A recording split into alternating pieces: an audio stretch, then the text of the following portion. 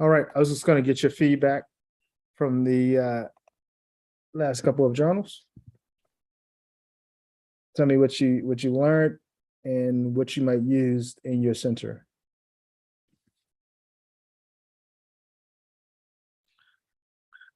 Well, just one second, sorry. Okay.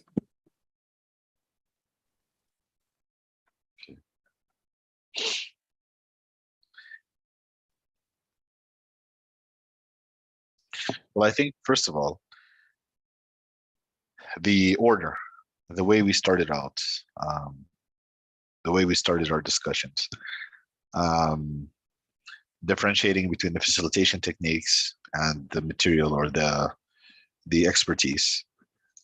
I think that's important. Um, the way the advice as to where you should be focusing on, because you know that we're going to be working with people who are already graduates of specific health department, because we're just really looking at occupational English. So um, I think that from my perspective, it's okay. How do I?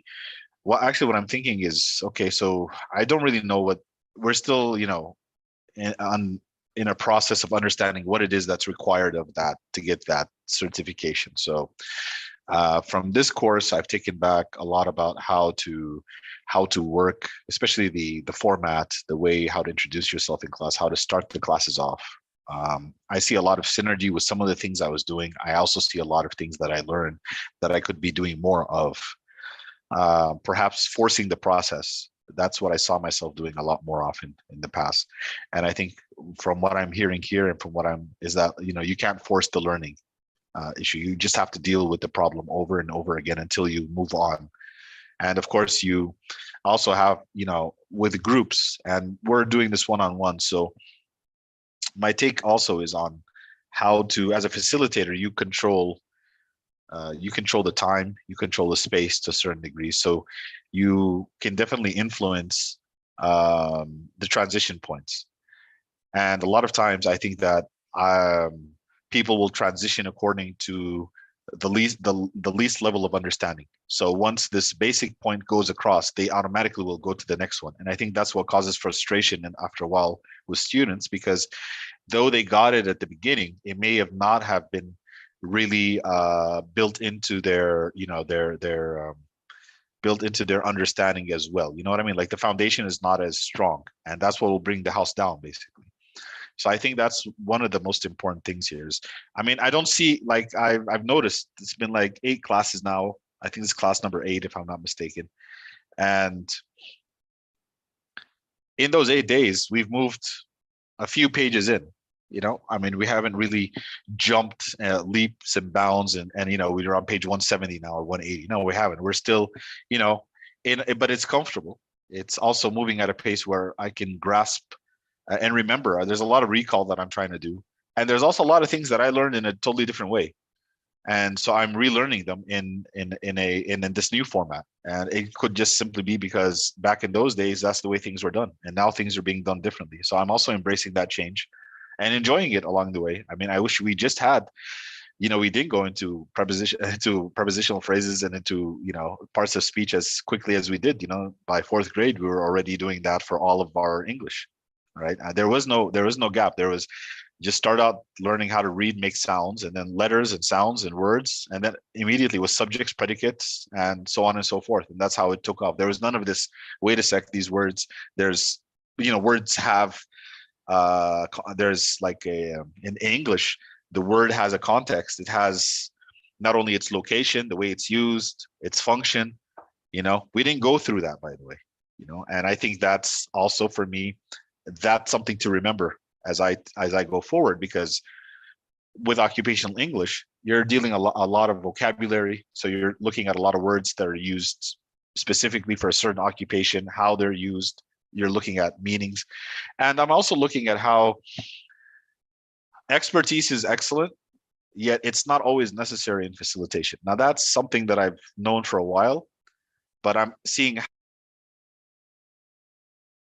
on a session, how the methodology, how important that is. And I think that's and I'm the guinea pig here. Like, I'm the person who's experiencing it, right? So I have my observations about how did this affect me, how did this affect me. And yeah, I think that's in terms of what we've been doing, that's how I'm feeling about it. And that those are the observations that I have. Along the way, there is so starting with the time that we started working on warmers, and what is it that we do when we teach, meeting the wants, needs, expectations, right? Differentiating those three, understanding that those three are the essential lighthouses of what we'll be doing, knowing that we have structure, we have content, and we have outcomes that we also have to keep in mind as we go along. So that both trifectas are very important to keep in perspective. And if you don't hear that once or twice, or if you don't go over it once or twice, then you lose sight of that for a while. And it just becomes about what are the key takeaways, or what are the key points of this lesson, and what is it that I'll be discussing. Less about whether what I'm discussing, do they understand, even though it could come from a good place. It could come from my experience. My clinical experience will tell you, hey, you really need to know that. But I need to have greater buy-in by the client on the other side, the student, right? And so you need to spend time. You need not just race through those sections of the lesson. You need to create buy-in. You need to have them understand why it is, and then have them want it. All right. And so once they understand the need, then now they want it. Now it's essential that you provide it. And that will, of course, make your lesson more successful, and it will help you build that foundation that you want in order for them to surpass the remembering phase and and get to that analysis phase, for example, where we like to have those discussions and have people thinking and brainstorming.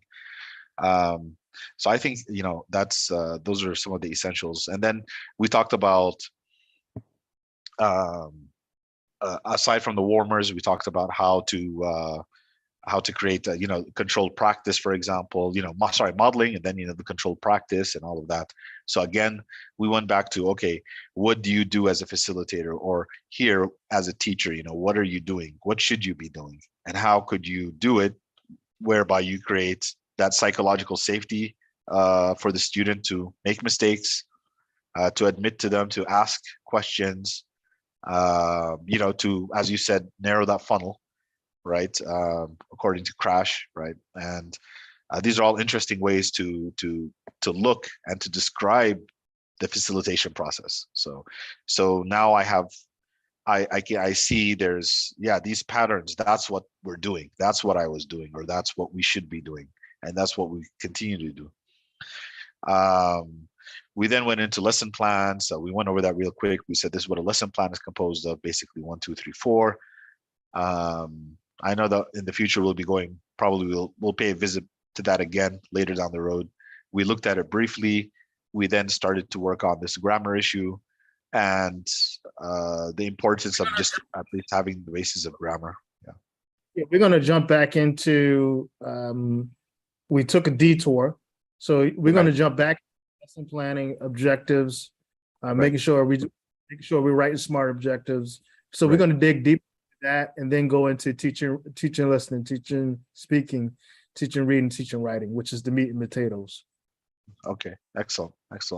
So yeah, I know this grammar bootcamp was important because it's important for a person. Like you said, it's important to know it, right? But we need not, when we actually come to the facilitation to teaching, we will be keeping it on the side as stock knowledge, and then move on with it. And then if that comes up, then we'll delve into it with some confidence, instead of being left on without any information. The reality is they can write high level pieces without knowing all this stuff. Right.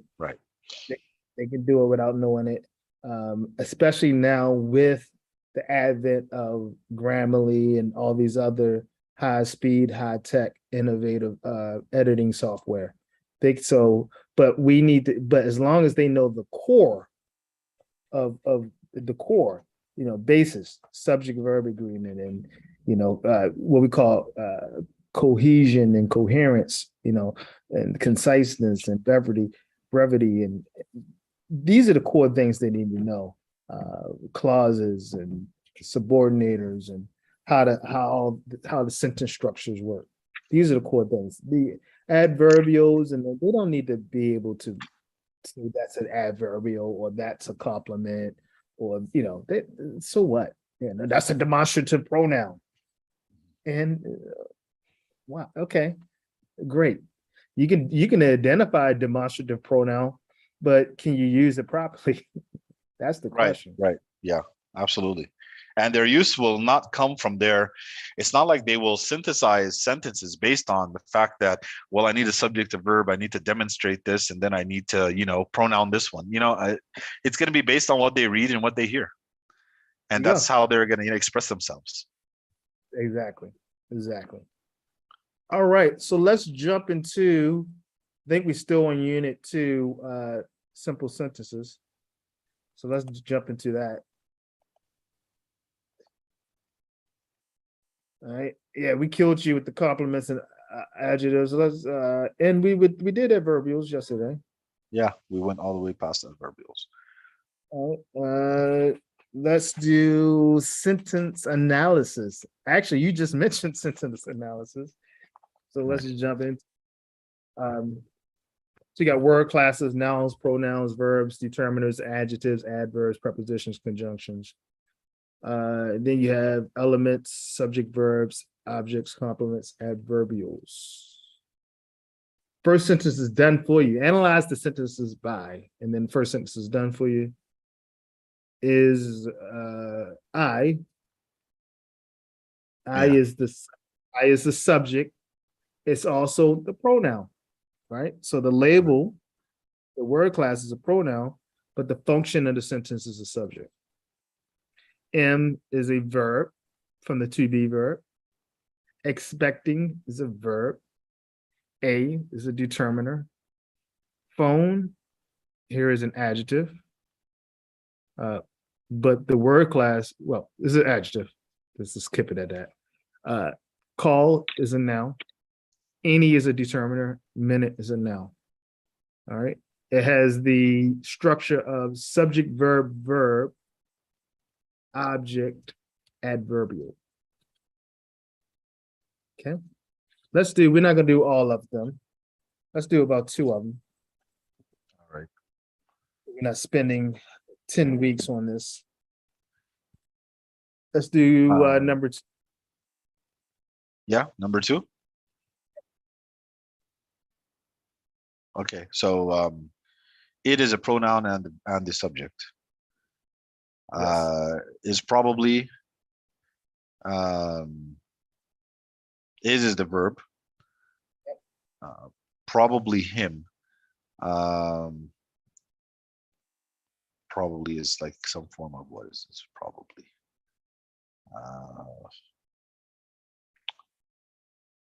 Well, him is the object, and it's also a pronoun. Yes. Okay, wait, I'll get back to probably in a second. Probably is easy. Has ly. If it has ly, it's a what? It's going to be an adjective, adverb. I mean, adverb. All right. Adverb. Yep. And what function? Hmm.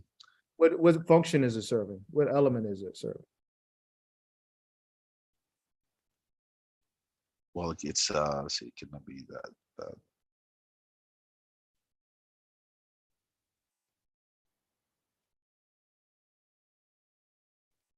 It's an adverb and is also serving as an adverbial. An adverbial. Okay. All right. At is a determinant. No. It's not a preposition. Yeah. At the door. It's a prepositional phrase. So at is a preposition. A preposition. Be is the determinant. Yes. Door is the door will be the wait a second. Just see 1 second. Oh, that was that. At the door will be an adverbial. At the door. It tells you where it is. So at the door is the adverbial. Yes. So what is door? Door is a noun. There you go. Give me one more. 3. Okay, it's a free country. So It is the subject. Is the verb. A is determinant. Free is the adjective. Country is the noun. A free country is the adverbial. No, actually, we're describing it, so that's the subject. This would be a compliment, wouldn't it? Right? Yeah. Now, isn't it? Okay.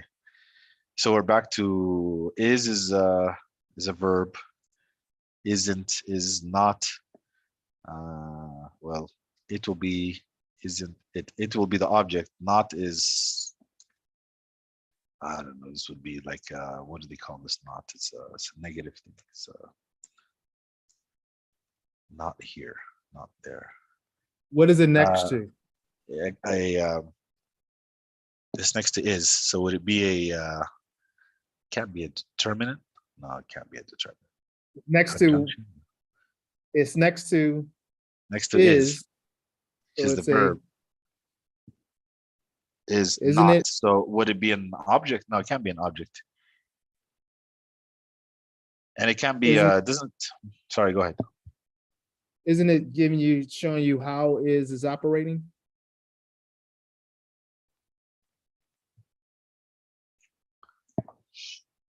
So is not. So is not. Is modifying is. So if it's modifying is, it's a what? Then been adverb. Adverb. Not is not. Yeah. It is modified. Not it modifies is. So not it's an it. adverb. Okay, that would be an adverbial, right? Not it. So, well, not an adverb. That's just an adverb. Just an adverb for not. So it becomes an object. It's a pronoun. It would be an object. Pronoun, but it's not an object of the sentence. Isn't it? Every clause, is that a clause? Isn't it? Is that a clause? It is not would be a clause, but isn't it? Isn't it is not the same thing?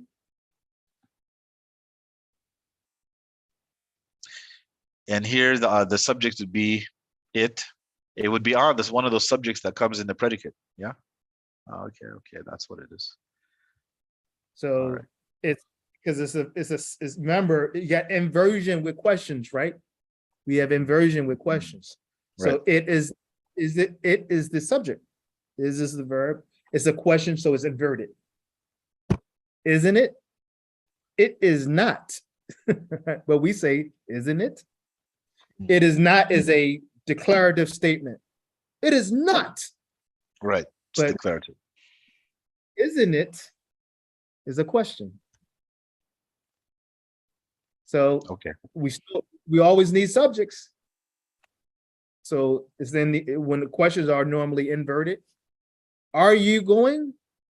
Are you going? So who's going? You. Yeah, that would be the subject right there. Okay. All right. I don't think we need to beat you up. I think you understand that well. Complex sentences, my favorite. I love complex sentences. Love them.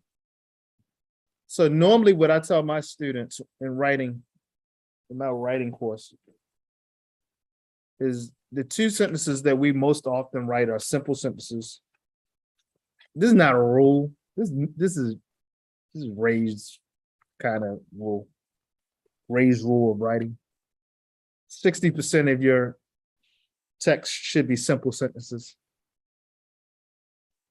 And about 25% should be complex. We rarely write a lot of compound sentences.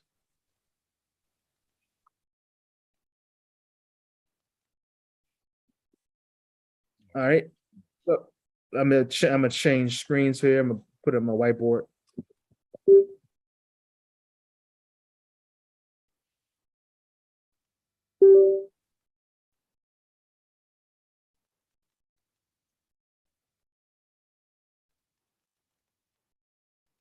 All right.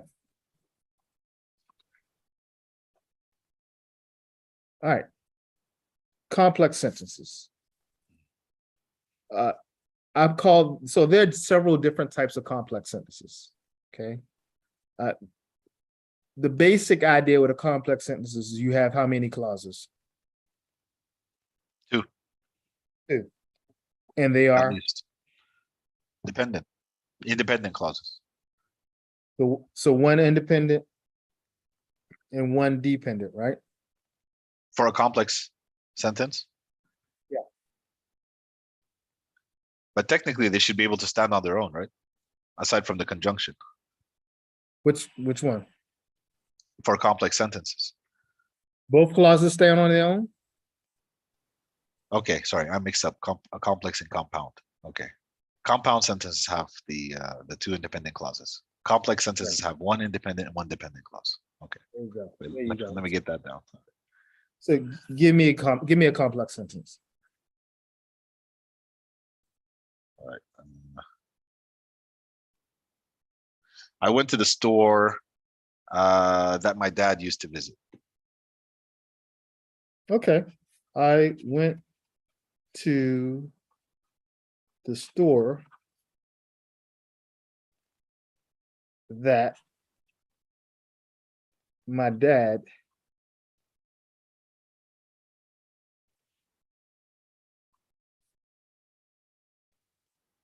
used to visit.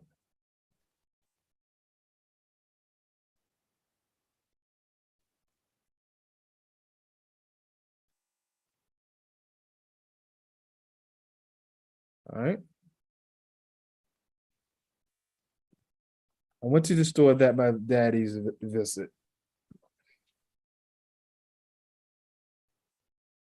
What is your independent clause? I went to the store. I went to the store. Oh.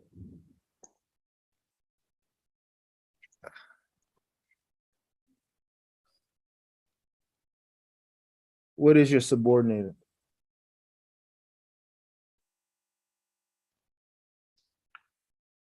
That. That. All right. Now we don't really call that a subordinator here, even though it serves the role. It serves the role as a subordinator, but we call it something else.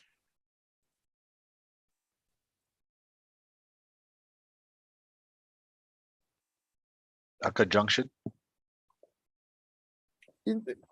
Well, I mean, it's subordinate, and that role is serving as a subordinator, but this is a different type of a complex sentence, because we really don't call this.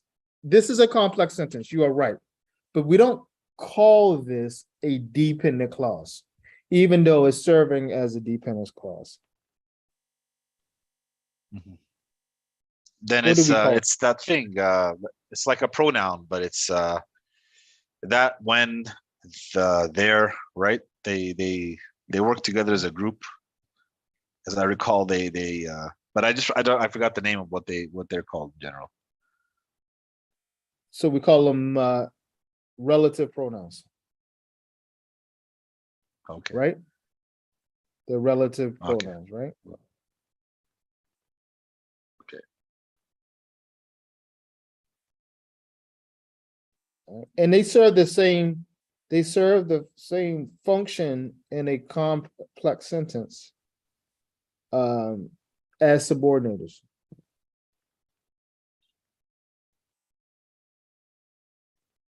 Okay, they serve the same function. All right. So what is that relative to? The store. Right. And here, the store is what? I went to the store. The store is it's the one my dad used to visit. It's the one my dad. So we call this a relative pronoun because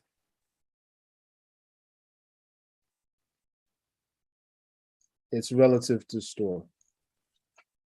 All right. Let's see. Where's mine? Okay. I want to check something really quick. Do I have it here? Yeah, I do. Yeah, I do. Let me see something really quick. Oh, and the page popped right up. There is a God. All right.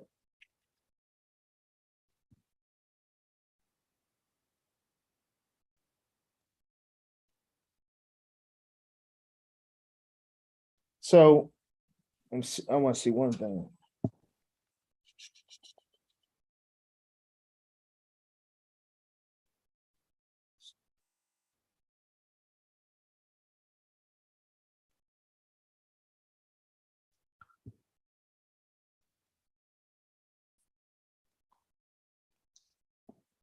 I want to see one thing here.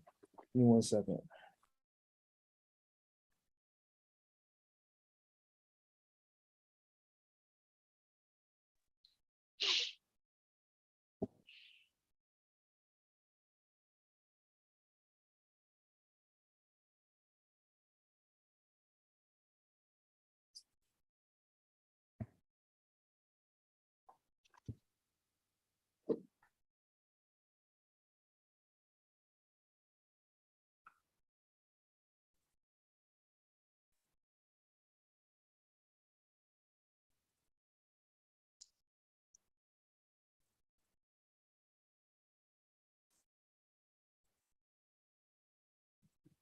I just want to see what the rule is with prepositionals.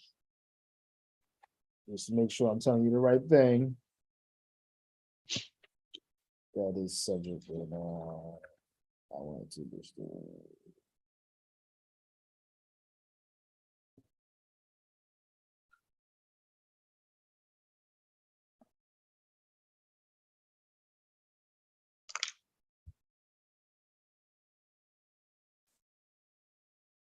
Okay. Yeah, I'm on.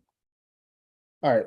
So that is really serving, even though this is really not an object, that is serving as an object pronoun. I went to the store that my dad used to visit. Now, the key with that to remember about that is always necessary. When we talk about relative pronouns, you have relative clauses that are necessary and relative clauses that are not necessary. Now, the key to remember is that relative that for subject pronouns, excuse me, that is always necessary. So we use that when the clause is always necessary. We don't use that when the clause is unnecessary information. Okay. And we don't use that to refer to people, although it's not wrong. It's just very informal and rude. Okay. Also,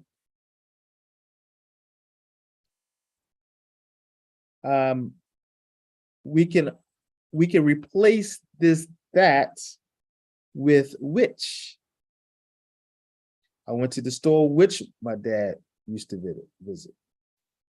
Yeah. Okay. Now, which is both can be used in necessary and unnecessary clauses. However, okay, so you know it's a necessary. Let me say it this way first. You know it's necessary when there is no comma in front of which. So the author is telling you that this relative clause is necessary to the main point, or is necessary information. When there is a comma in front of which, the author is telling you that it is not necessary. Okay. Follow me?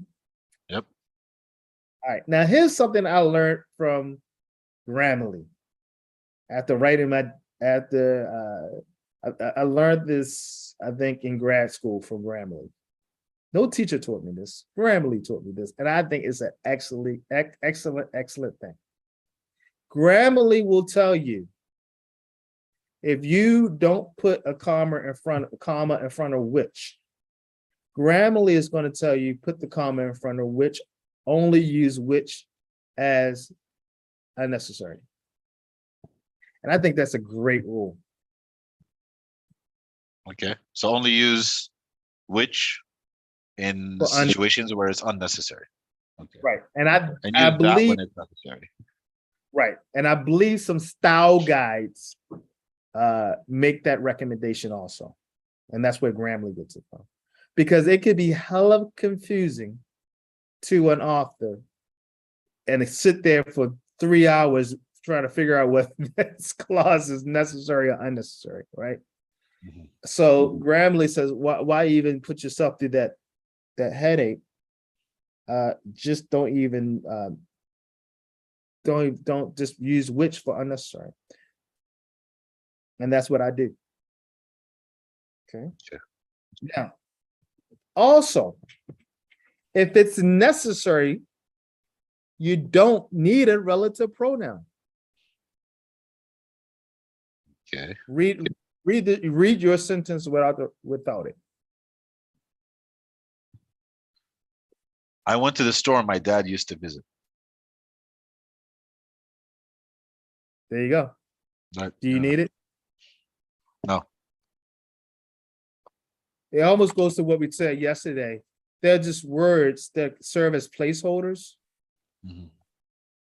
And that is like almost serving, even though it's not empty, but it almost serves as saying you don't even need it. We just feel like we need it from time to time. I have found one thing common though. The reason I would probably say that sentence the way it is because I feel, and again, I don't want to generalize and say it's the American way or anything like that, but it gives the listener a chance to sort of differentiate the structure of the sentence, to understand that, I went to the store my dad used to visit. Then it doesn't sound like it's two sentences that were just clumped up together. Sometimes I get this feeling that when I'm talking, that when you do just run through it like that, it can be confusing for some people, like at sometimes. And even when you're writing and you read it yourself, like you go over it once or twice, then you're like, what was I thinking? Oh, okay, that's what I meant. And so I think that's why I would probably just write it like that, because I would think, well, it's clear that I'm talking about the store, and I'm clearly like I'm shifting the mind a little bit to, okay, this is a description coming up, instead of it being another sentence that was just like mashed into it. Right. You know what I mean? Like, I absolutely, because it's what I just said. We had this feeling like something's missing here. Right. It goes back to yesterday with that. It's Mark. Right? It's Mark. Right? We there are placeholder words, and if we don't put that placeholder there, we feel like something's wrong. But you got to remember, especially if you're writing occupational English, right? Mm-hmm. We also want to make sure that we're teaching brevity, conciseness, teach students how to be cogent. So reducing words become important in that vein. So for the sake of brevity, we'll take that out. For the sake of brevity. It's not wrong with it in, but you might have an editor who say, why do you have that there? That's one less word you can use. But it's not wrong. I went to the store that my dad used to visit. I went to the store which my dad used to visit. I went to the store my dad used to visit.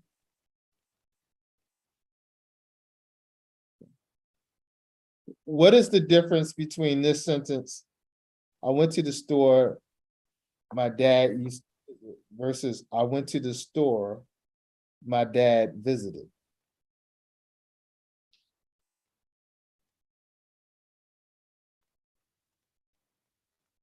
Well, one of them says that your dad's been there, it doesn't give you any idea whether your dad whether it's still continuing to visit it or not.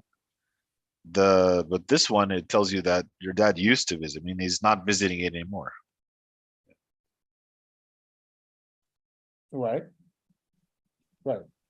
So one, I went to the store my dad used to visit.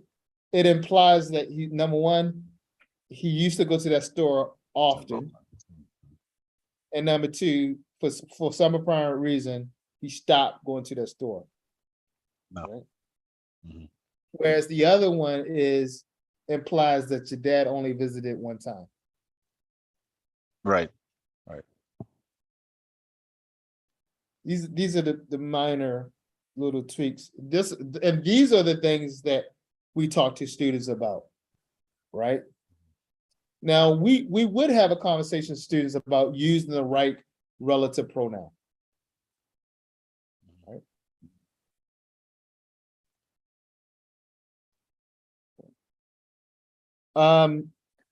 Let's talk about another type of relative pronoun. Let's talk about one with subordinating conjunctions.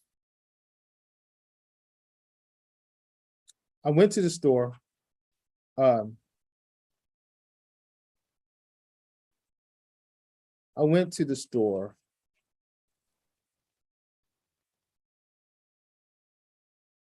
when I was 12.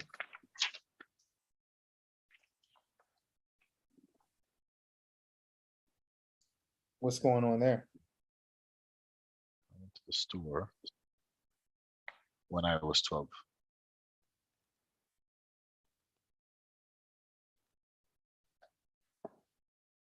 Well, we have our independent clause. I went to the store, right? When I was 12. So when is your what? Is that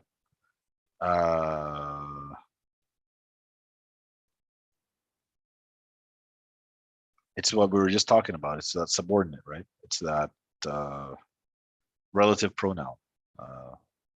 Yeah, here we call it a relative adverbial. Relative Adverb. Because it deals with the went. Time.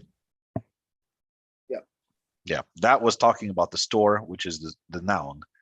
And when here, we're talking about the went, which is the verb. So this is a relative adverbial. Yeah, that's what you say. Okay. What about this one? I'm using you gave me a good sentence. I went to the store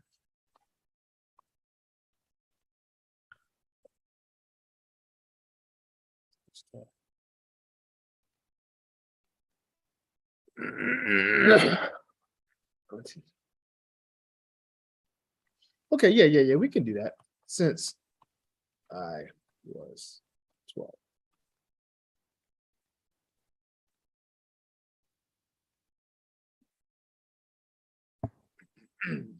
I went to the store since I was 12.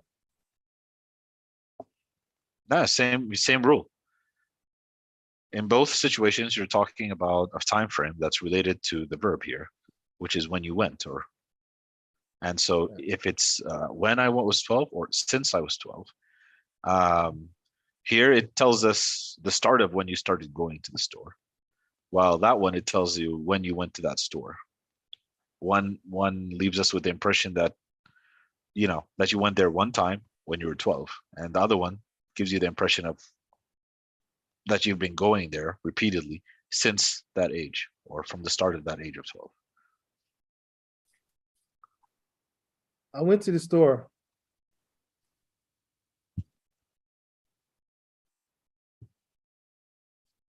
because I need, because I was 12.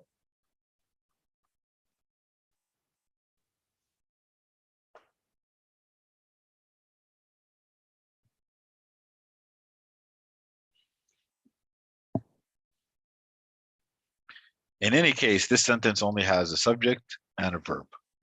And these dependent clauses, right? They're dependent clauses. We consider them dependent clauses. These Are dependent then they're clauses. they're describing one thing, which is the process or the action of going. Mhm. So I went to the store but this gives you cause and effect, doesn't it? Yeah. So this is So a this is the cause. Right. subordinator. So it's all conditioned. I went to the store under the condition I was 12 years old. So the condition was I was 12, so I was allowed in that store. I was able to go to that store. What about this? What about this? Because I was 12, I went to the store.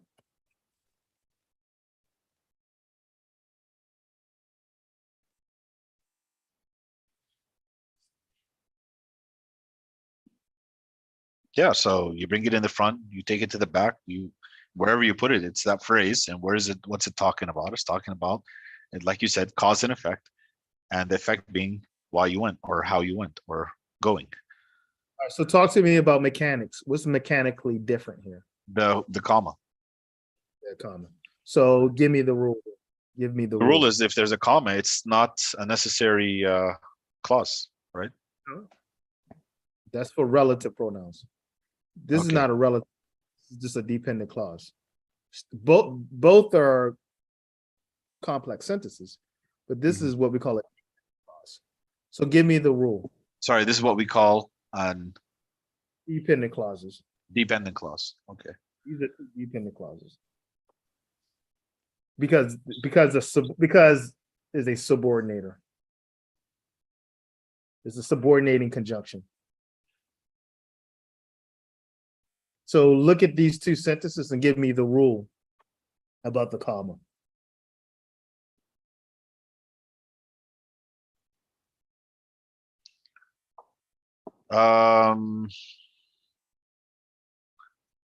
The rule about the comma. So in the first one, we don't have a comma.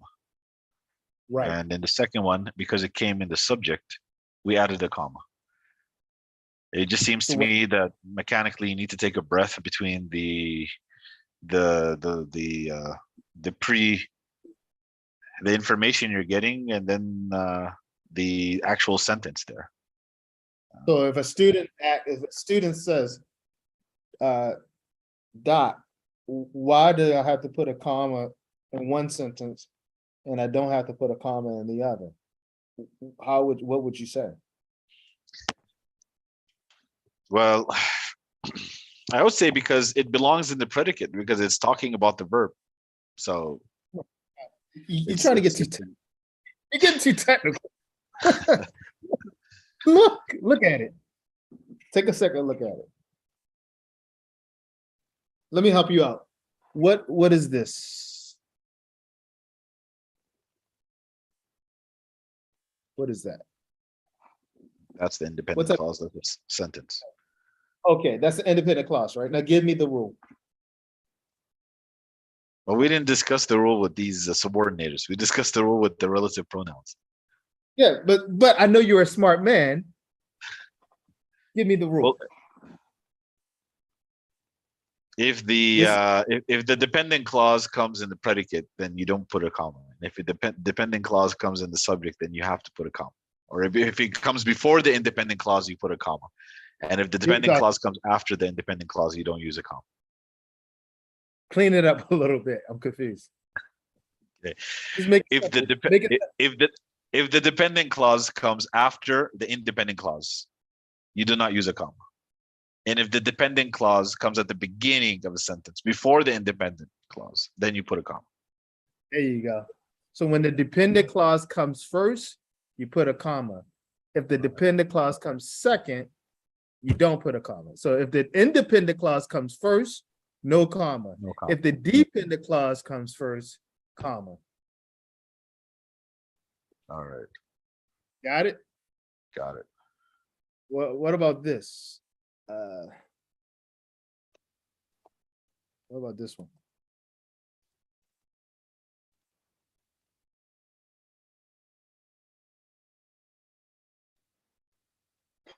Um,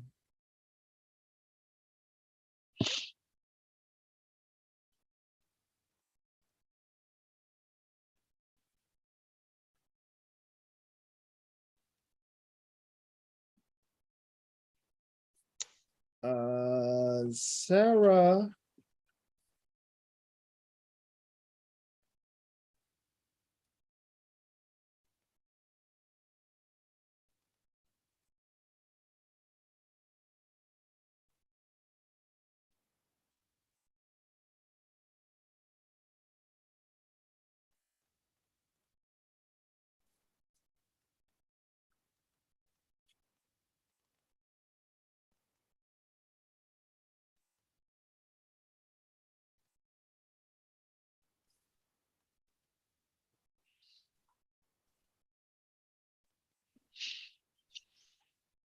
Mm-hmm. Well, this time you put it in the middle of the sentence.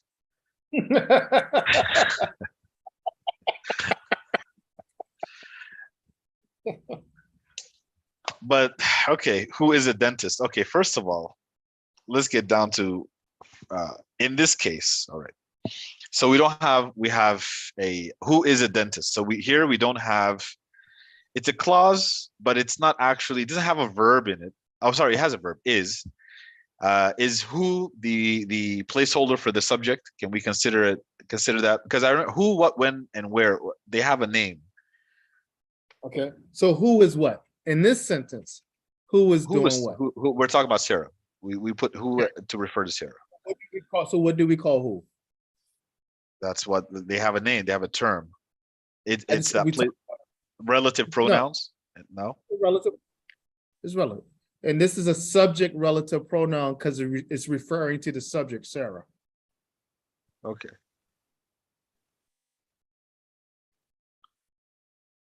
All right, so we're good to go. Yeah. Next question. Is it necessary? This is a relative clause because Right. it has a relative pronoun. Is it Right. necessary or unnecessary information?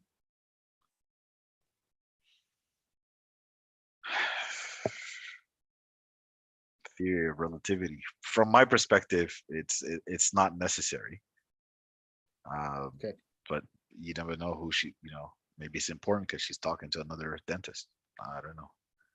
So here's the rule. When we have two commas, so when we have either a phrase, an interrupting phrase, a positive, or a relative pronoun like this, I mean a relative clause like this, anything that's blocked off by two commas is always unnecessary. Okay. Any information that's blocked by two commas is always unnecessary. And we can read the sentence well without it. Sarah will join us at the library. All right.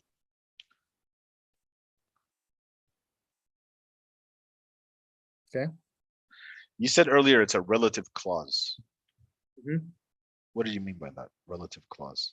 Because you have a relative pronoun. Okay. You have a relative pronoun. You don't have a subordinate. It's still a complex sentence, but you have a relative pronoun, relative, and who is a subject relative pronoun.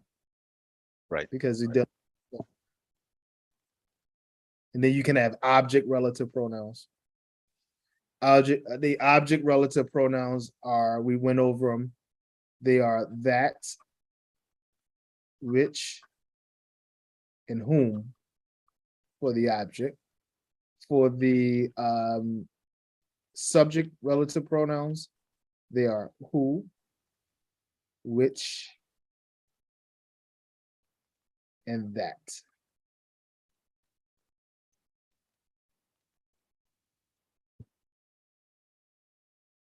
And remember, that is always necessary, right? Yeah. Okay. Understanding that even though the which can go either way, we go unnecessary for which and put the comma. That is always necessary. Now, you for subject relative pronouns, they're unlike object relative pronouns. Remember, the object relative pronoun, we can just delete the relative pronoun. I went to what was this? What was the I went to the store. Yeah, I went to the store my dad used to visit. We can just delete the relative pronoun. Or we can add that, or we can add which. Here we have to pick one. And it has to be who, because we don't use which for people. And we could say that, but that would be rude. Sarah, that is a dentist. That would just be rude to refer to someone as that. All right. So the proper one relative pronoun to use here is who. Sarah, who is a dentist? All right. All right. Okay. What about this one?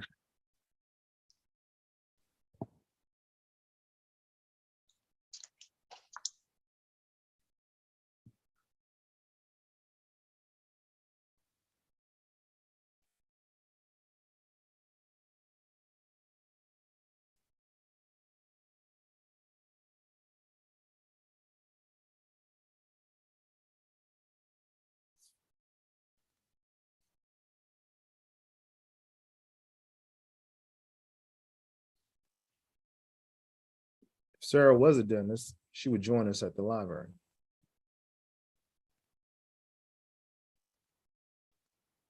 Yeah, well, that's the rule where, if it comes in the front of the sentence. Right. So switch it for me. Make the independent clause first. But I have to use her name here. Sarah would join us Yeah. at the library if she was a dentist.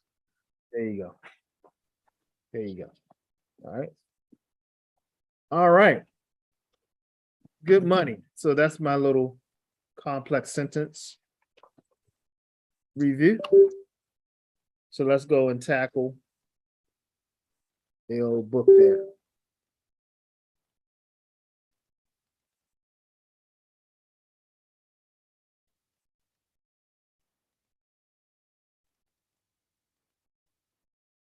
All right, let's see what Mr. Dave says. Mr. Dave says complex sentences are those that consist of two or more clauses. Each clause, by definition, has its own verb. Remember, clauses always have their own verbs. Okay. The rule is a clause has a subject and a verb, unlike a phrase that doesn't have a subject and a verb. Okay. A simple sentence contains only one verb and one clause. But that's not 100% true, because as we said yesterday, it could actually have two verbs, right? Right. It any number of phrases.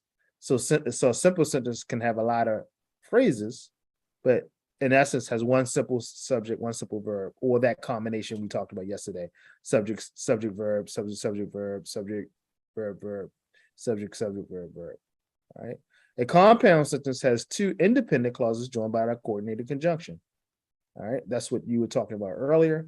A complex sentence has an independent clause and one or more dependent clauses. The dependent clause is subordinate to the main clause, meaning it's just conditional to the main clause. An independent main clause can form a separate sentence. He talked to the woman, right?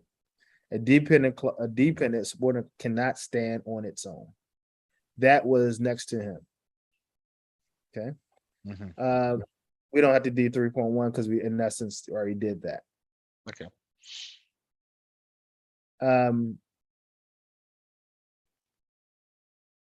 Finite verbs which change with person and tense markers rather. She works, she has worked, so on and so forth. Non-infinitive verbs, these are verbs that are functioning as some other word class, as participles, ing forms, and infinitives. We talked about infinitives before. 2 plus the verb. Mm-hmm. Right. To work hard. Sorry, non-finite verbs. Wait a sec. Just 1 second here. She works. That's the finite verb. Yeah. Yeah, she works. She has worked. Right. She's working. She What's is the- working. Yeah. She is working. That would be non. Oh, okay. So the same word can be finite and non-finite. Yeah. It depends on how it's How it's being used.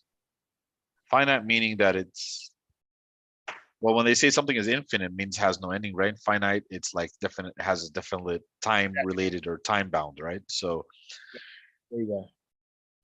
Right. So if you think about she is working, there's no time boundary there, right? She likes to work. There's no time boundary there, right?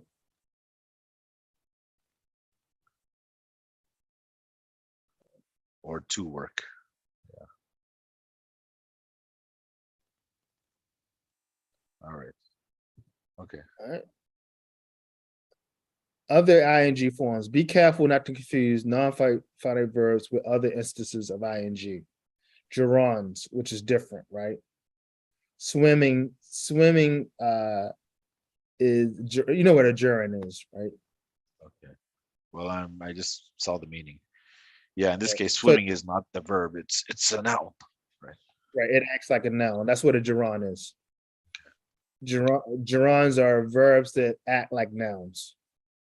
Swimming is a lot of fun. I like swimming. Okay, they're not serving as verbs here. They function as nouns.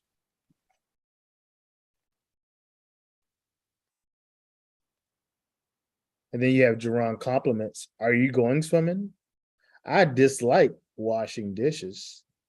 John prefers eating a light meal in the evening. Right? These are all compliments. And remember, I said prefers, dislike. These are all words that require compliments. Appears, right? Because you need something. John prefers what? There has to be something that comes out. I dislike what? There has to be something that comes after it. Are you going swimming? Right? These are all gerund complements. And then you have participle ing functions as adjectives. The swimming bear, the departing train, the falling star, right? So now these function as adjectives.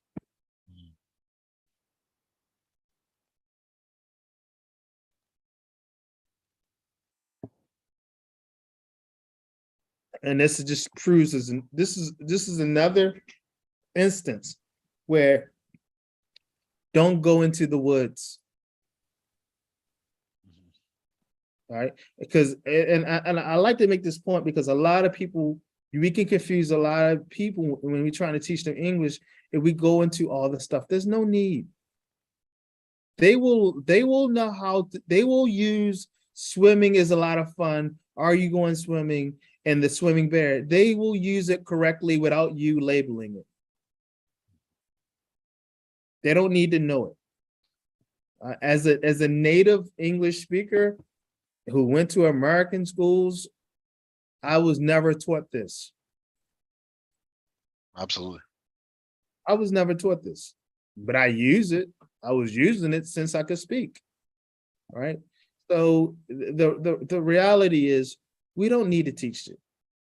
We need to know it because we're supposed to be the English experts, but we don't need to teach it, especially to even to professionals who are writing journals. We don't, maybe if a technical point and they ask you, maybe you might want to explain it to them because they are professionals, right? And say, hey, look, in this case, swimming here is serving as an adjective because it's modifying a noun here, bear, right? But I still wouldn't get into that it's a participle. I still wouldn't get into all that. I still wouldn't, I would say here the ing form is serving as an adjective. Words have many functions. So don't be locked into just because you see ing, that doesn't mean it's a verb. Verbs serve many functions, right? And just leaving it at that. There's no need to get into this technical dilly-dally, right? Because then you got gerund complements, you got gerunds in general, you have the past participle progressive. Come on now, people heads will start spinning. There's no need to get into it. The people know the difference. They will use it properly. And then we don't need to, I call them grammar Nazis. All right, you don't want to be the grammar Nazi. Okay. You don't want to be the grammar Nazi. We're not going to do that. We're not going to do that. There's no need to do that. They're not going to do that. That's for in class. Relative clause. The woman who was in the window is my wife. Okay, so this is getting into definite and indefinite clauses. We already went over that. Okay. Necessary and unnecessary. A definite clause is a necessary clause. An indefinite clause is an unnecessary clause. Okay. That's it. We've already talked about that. So we look at 3.4. The woman who was in the window is my wife. Here, the author did not put two commas blocking the who was, right? Because the author is telling you here, this is important information. All right. Because there might have been three women out there. And one of the women in the window, that's the one that's my wife. The woman is my wife. Which one? The woman that was in the window. All right. So it's important. So the author does not put commas here because he wants you to know this is a definite relative clause. And definite only means that it's necessary. Okay.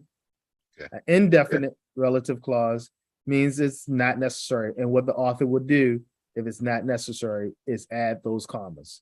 My shoes, which are red, are untied.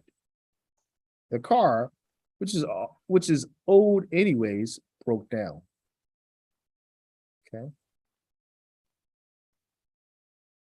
Often the difference between definite relative clause to specify a relative clause, use an adjective to add non-essential information is only marked by commas. I just told you that in intonation of speech.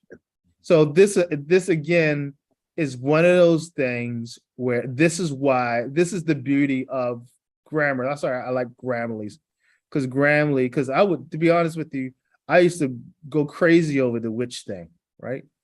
And the reality is there's no need to go crazy. When you want to make it indefinite, use which. When you want to make it definite, use that. Keep it moving. All right. The key is really is the author's pen and the context. All right. The woman who was in the window is my wife. That's important if there were many women in the window. I mean, if there were many women on the street, right? Important to say the woman that was in the window, right? So, and a lot of times the author has to decide that. Okay, and I'm pretty sure again, if you read a lot of style guides, the style guides will dictate relative clauses. I'm pretty sure. In fact, let's do that for a second. Let me be a geek and pull out a style guide. Give me 1 second. All right.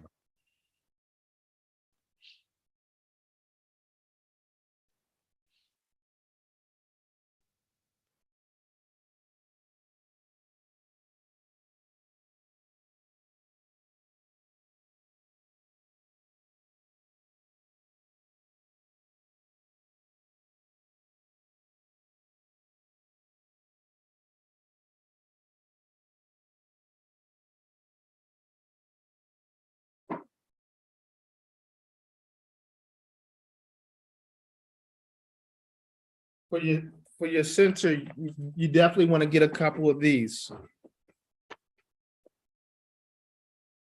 Doc, can you hear me? Can you hear me? Can you hear me?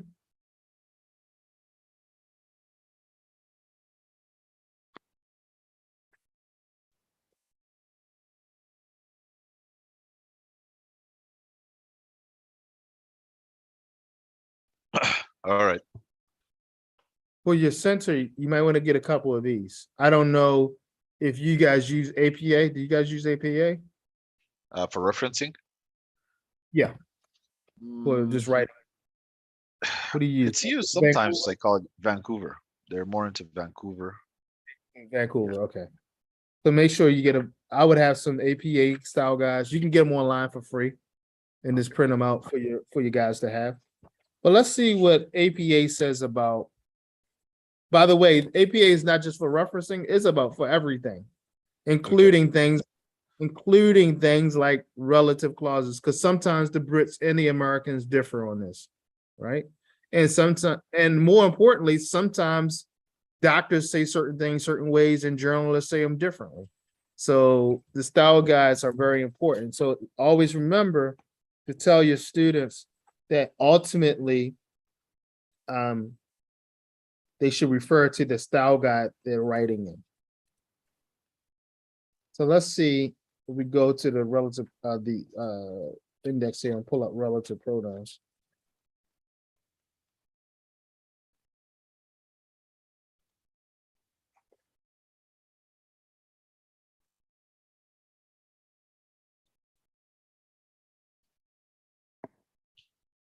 See, page 121, 123 talks about relative pronouns.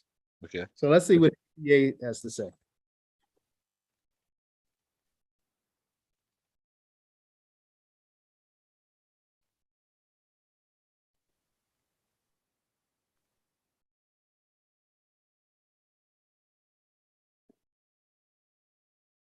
Okay, it gets into who versus that. Relative pronouns introduce subordinate clauses linked to nouns. Use the relative pronoun who for human beings. Use the relative pronoun that or which for non-human animals. For inanimate objects. Correct. The students who completed the task. Correct.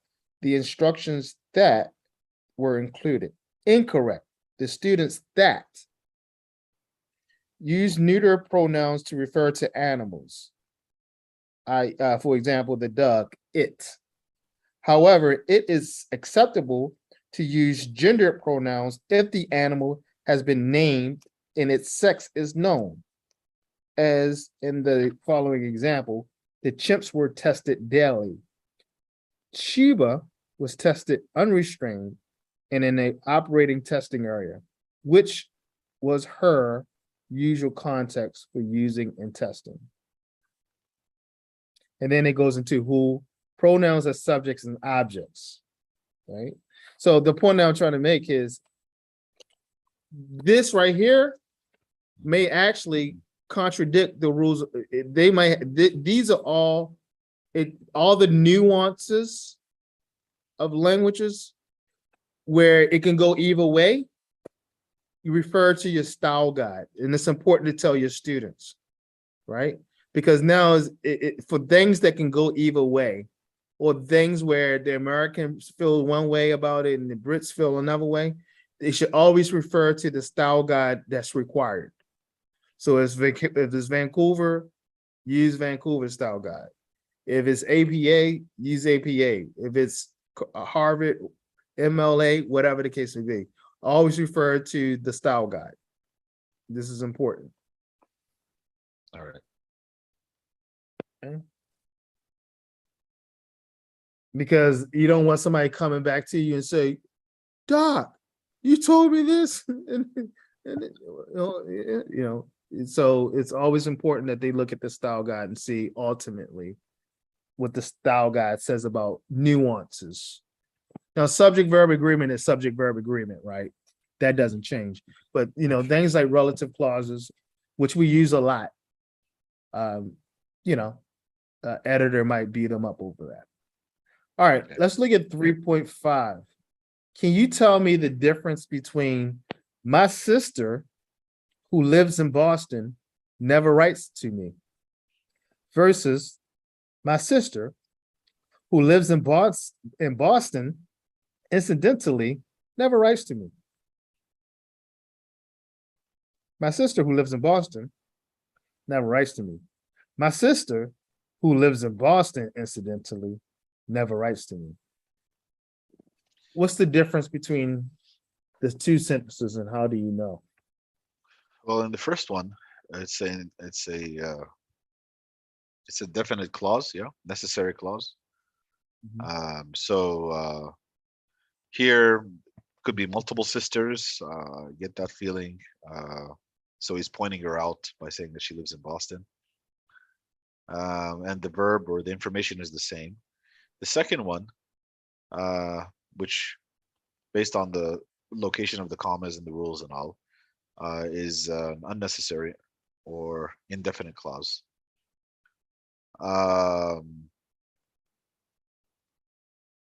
It just gives the information that, but you don't get the, I mean, you don't take away you don't understand from it that there could be multiple sisters or anything like that. You just get feeling that it's information that's dropped into the sentence, and even adds the word incidentally. There may be some form of coincidence with where whoever is being spoken to. I don't know. I need more info, but Right.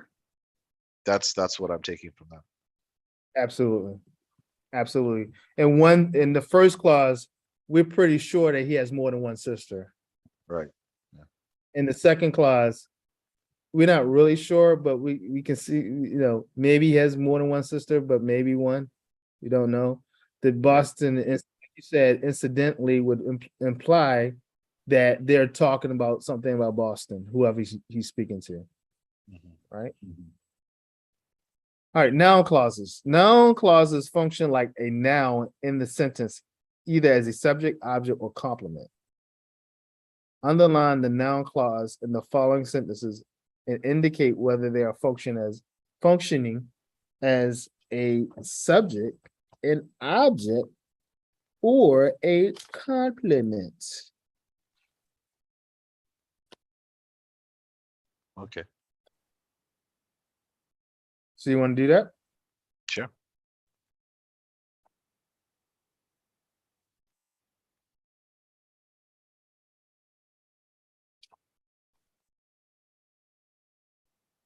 Good. Let's do the first one. All right. So let's identify the nouns. Just don't know what I'm going to do. I, it's a pronoun, and I is another pronoun. Okay. So the first one is subject. Yeah. Say that again. The first I is the subject. Yeah. I just don't know what I am going to do. So I just don't know what I am going to do. Oh, so it's modifying so it's an object. Which one? The second one, what I am going to do. Yeah, what I am going to do. Again, this is a clause, right? And this is apparently a dependent clause. And because I'm going to do cannot really stand on its own. I am going to do. There's more there. Should be more there. So that would be the subject of that dependent clause. Yet the whole thing in itself is the object of knowing, right? It's describing the state of knowledge, or do not know, which is a verb. So tell me which, underline the noun clause here. Let's get that. Which one is the noun clause?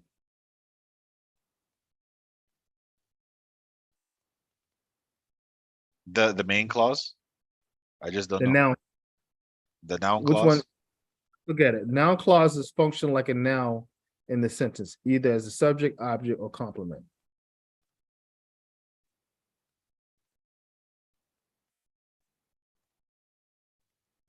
Okay, noun clauses. So what I'm going to do, and it'll be I. Perfect. Perfect. Perfect. Yes. And as serving as what? Be subject. Object. Object. What I'm going to do is the object. Yes. Sorry. Yeah. What about number 2? The trouble we had was nothing compared with what happened to them.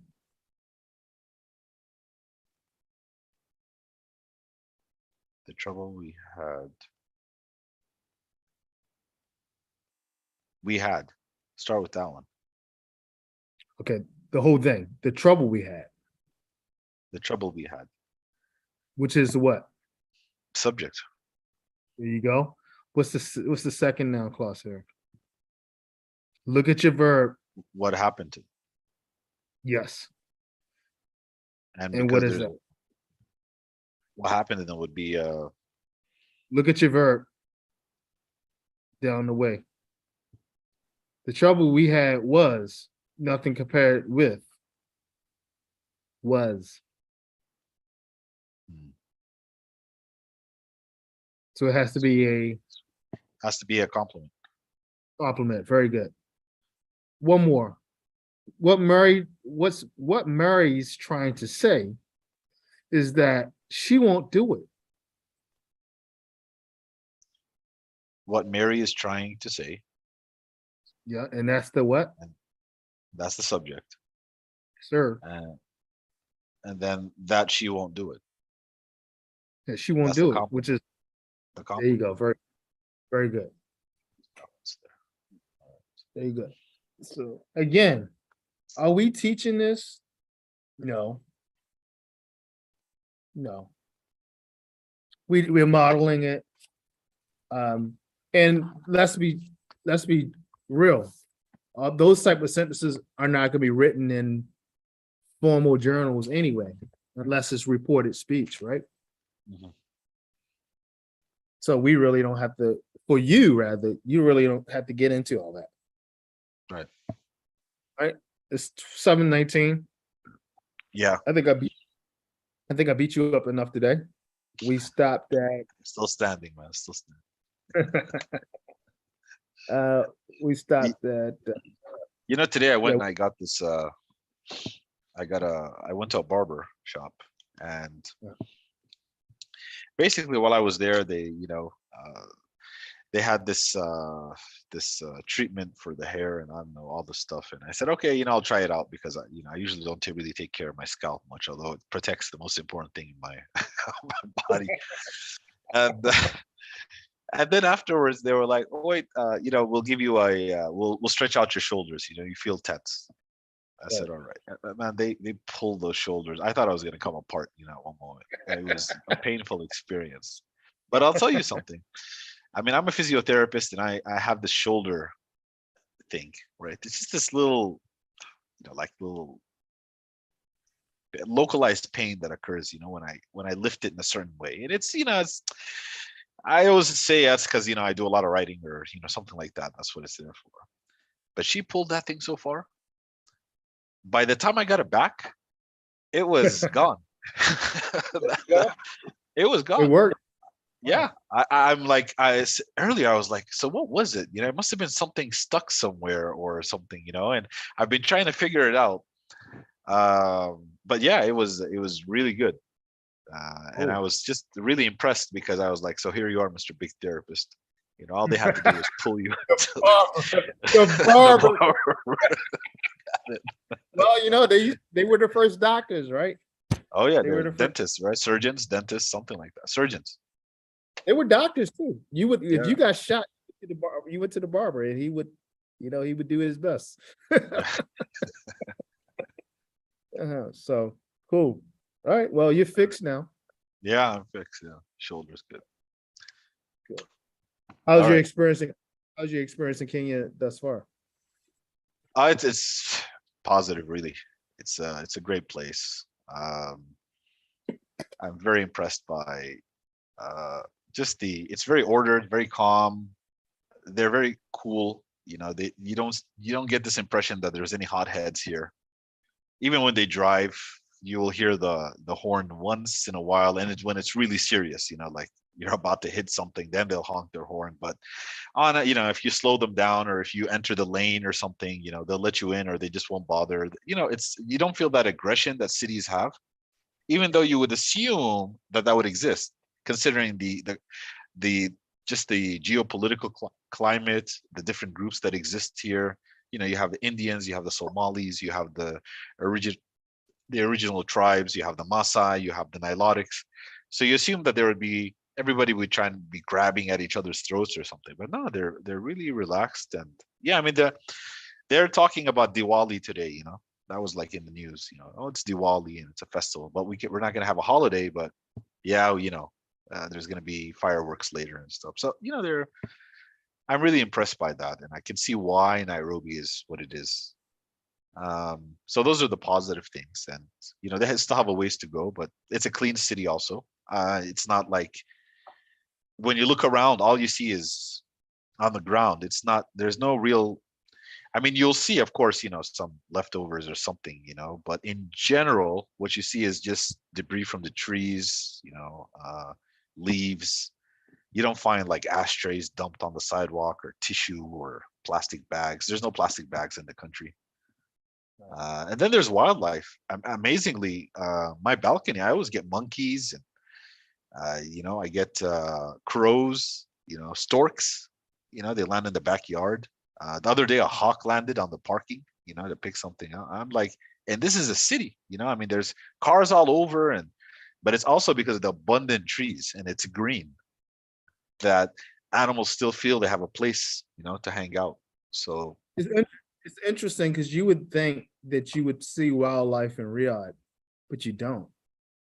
I mean, because Riyadh is in the middle of the desert, so you would think you would see wildlife, but you just don't. You just don't see any. The desert, the wildlife that exists is usually like underground creatures, right? Like lizards and scorpions, snakes, things that stay in caves, stay underground, can stay cool for a while because of the heat. Yeah, but that was my fear. I thought Riyadh would have snakes. I would thought they would.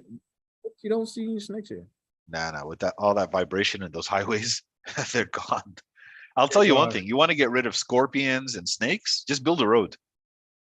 Oh, they just move out. Yeah, they just find somewhere else and they go out. But it's I am wondering whether you not Riyadh only, but Dahran, because it's and Dammam, which is more on the east with the coast.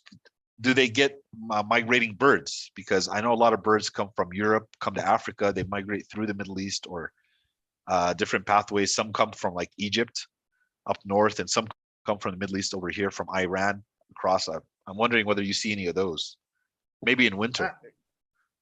I really don't. You know, I don't really see a lot of migrating birds come through. I really don't. And that's the sad thing. You don't see a lot of wildlife.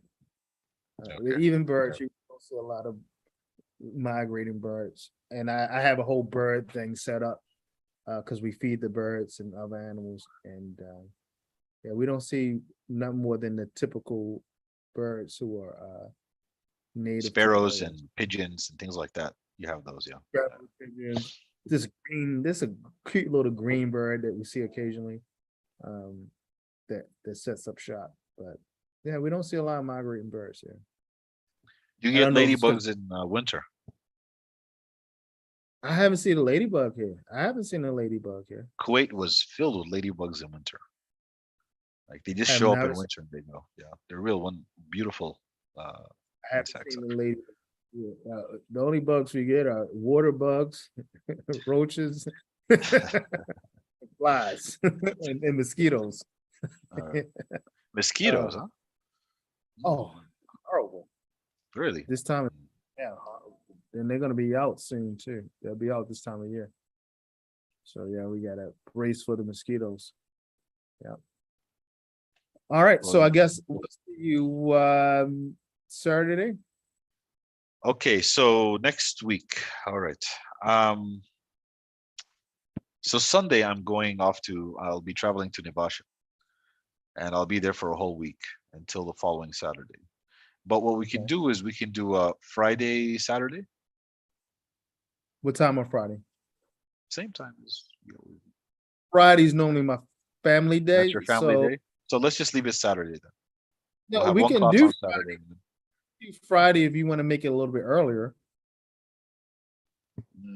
The thing is, Friday I'll get back home late. I always get back around 5, and that's why we switched it from 5:30 to 6. Normally, Remember? around 5, we try. What normally I try to do is get out of the house by 4 before the traffic gets bad.